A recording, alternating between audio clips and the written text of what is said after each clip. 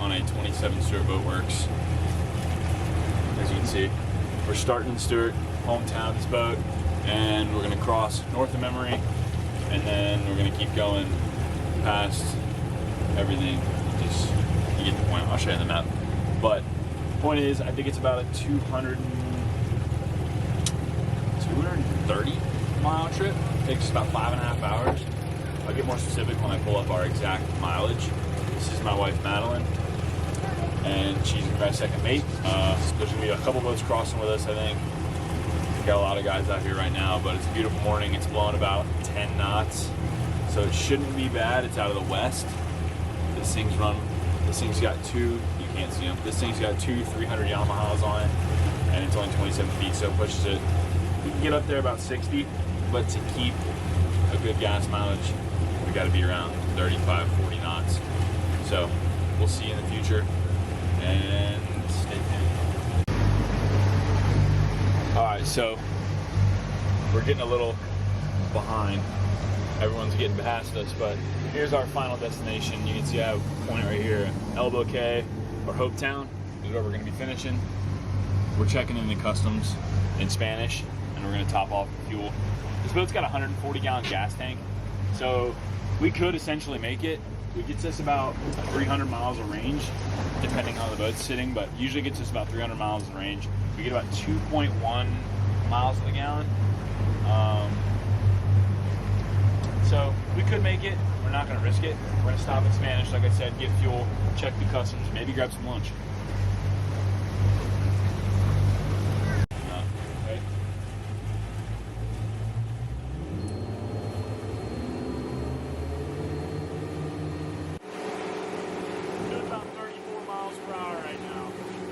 Yamaha gauges are in miles per hour, but they are right now. So that's what we're doing. We're going to do about the speed, depending on obviously sea conditions. See how it goes. It's 10 knots out of the west, so this should be pretty. We'll find out.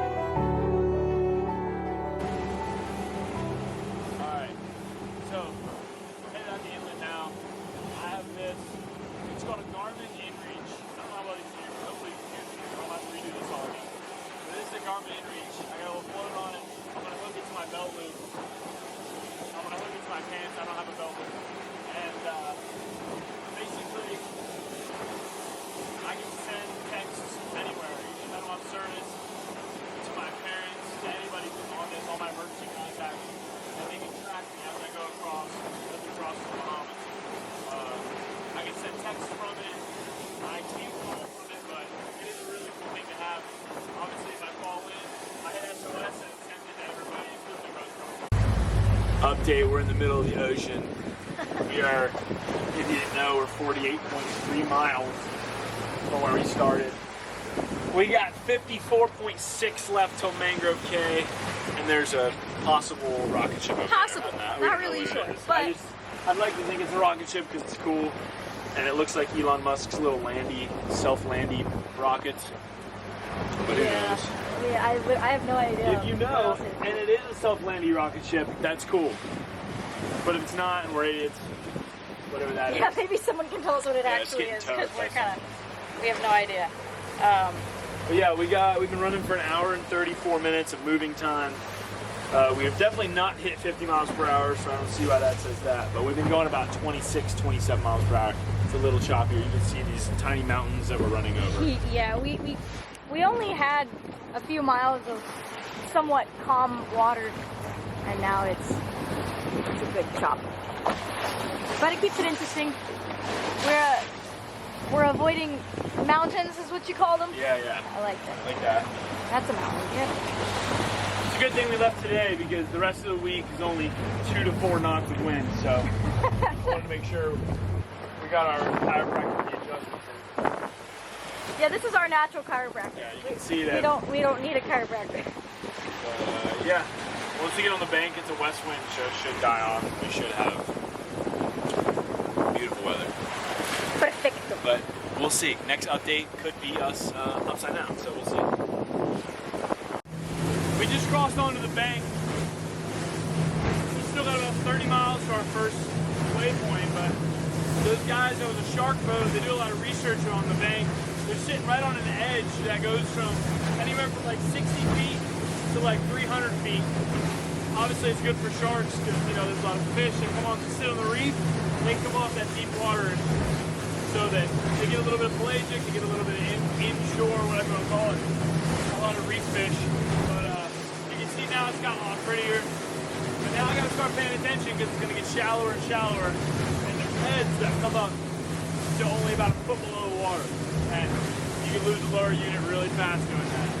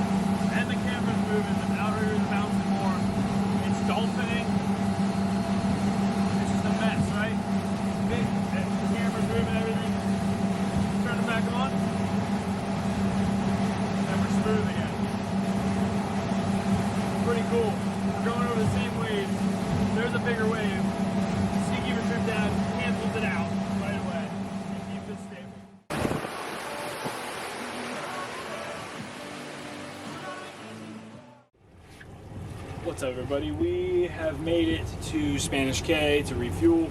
I'd say we're over halfway there. We have been, let's see, vessel trip. We have 167 miles under our belt with 5 hours and 23 minutes of moving speed. So we are just now pulling in. We got to call them up on the radio and tell them we want fuel and to check into customs. Radio out on channel 16, which in most places is the distress channel, but here it's how you call them. Feels weird.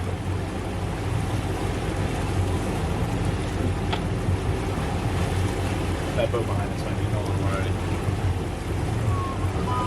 already. Okay, so here's the update.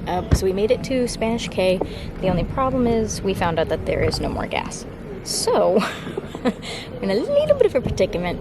We're just trying to figure out right now where we can get gas next. The guy had said that supposedly Green Turtle doesn't have any, and he said maybe Treasure K. So we're trying to get a hold of Treasure K right now, and I will let you know what we end up doing.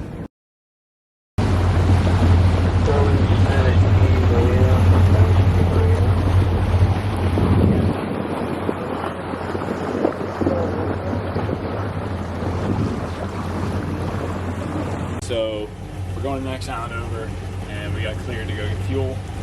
But first we're going to stop at Spanish, and we're going to clear customs. And you know the funniest part is every time we go on an adventure, something happens. But it's good, because we figure it out. It's always Sure. something. It's always something.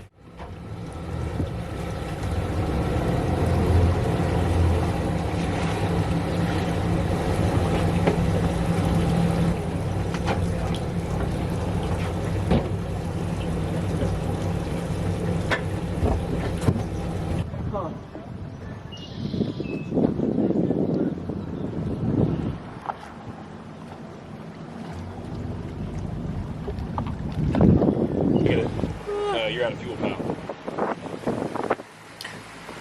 So, we just finished customs at Spanish, and we had actually just called Green Turtle, and they got gas this morning.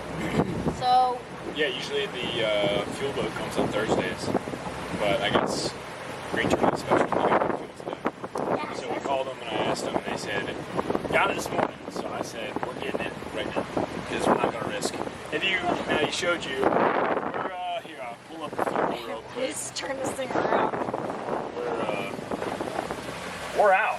So at least that's what the fuel gauge says. I know, like from experience that we're not out.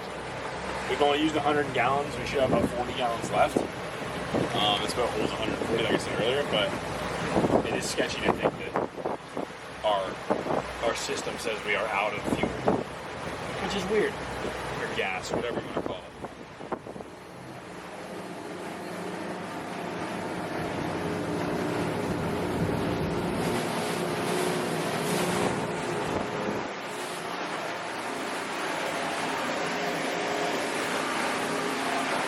That's 14 feet of water, and you can see straight to the bottom.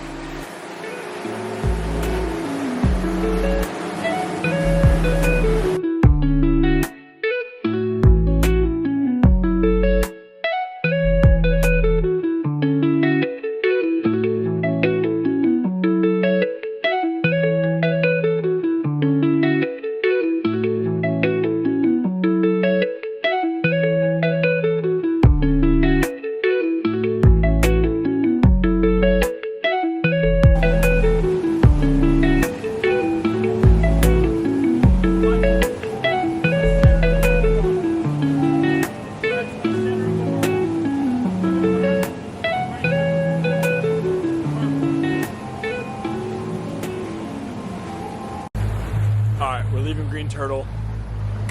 Thank you to Justin for helping us with the fuel. We're just passing all the mooring buoys now. But we're trying to escape from that. It is a west wind, so it should keep it away from us as we go to Hopetown, goodness gracious.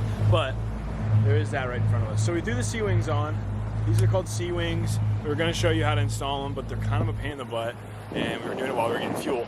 So Sea Wings basically just extend your plexiglass, right, or fiberglass.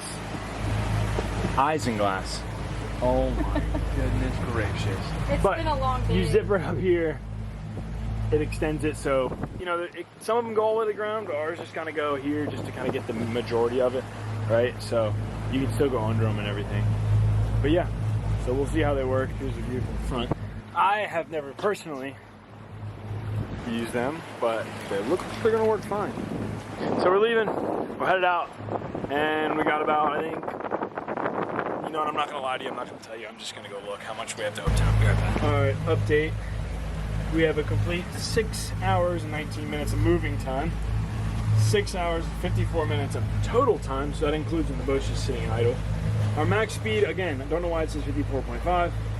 Our moving average is 29.3, which is great. Total average is 27 miles per hour, which is probably more accurate. We've used 100 gallons of fuel, but we just refilled. So actually, we're gonna reset this. We can't unless we reset the entire thing. Okay, so you get the point. We're back full of fuel.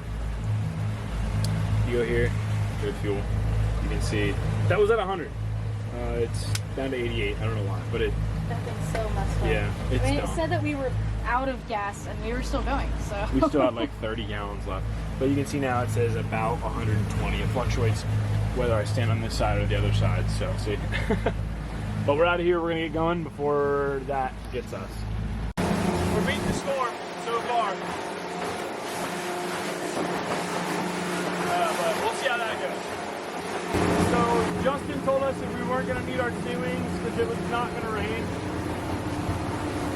I don't know if you can see it through the sea wings, but it's pouring right there. We followed our Florida instincts.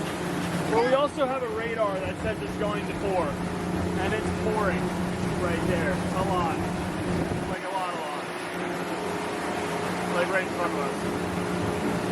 So, yeah, oh, here it comes.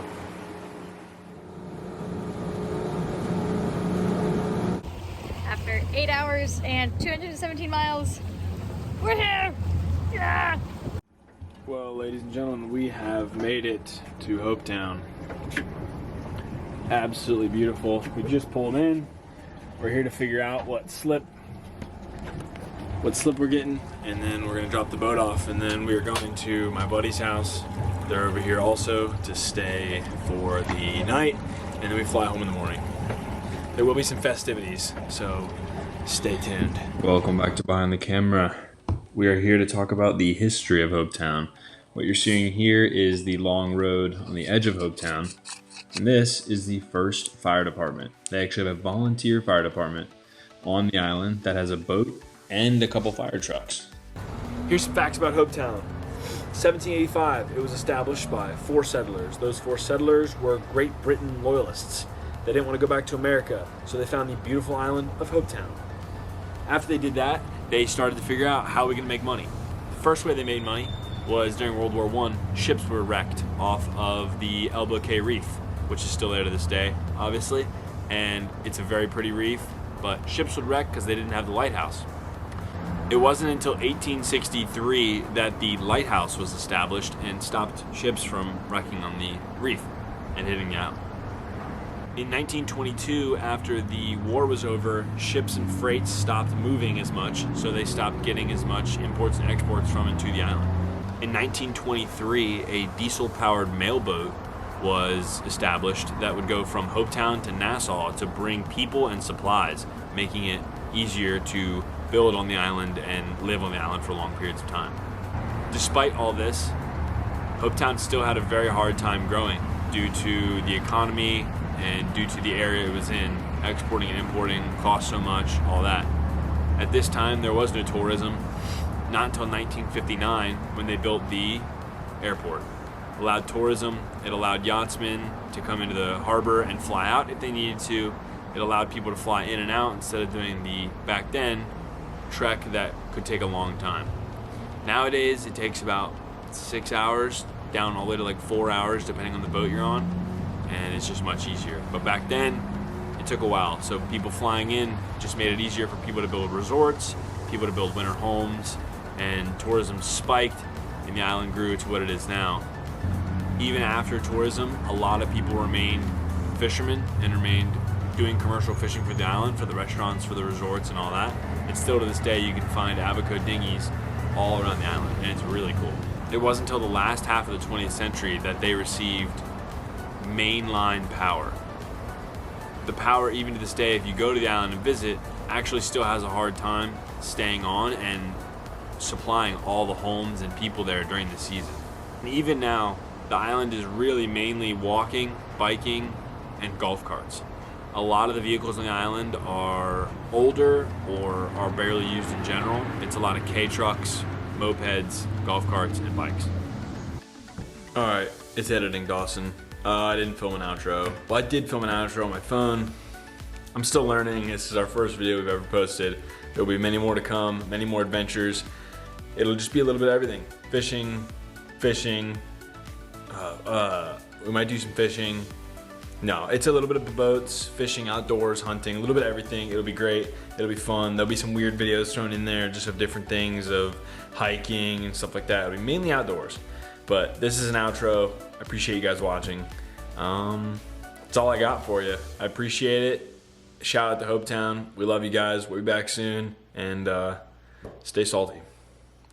Oh, and please, don't forget to like and subscribe. Just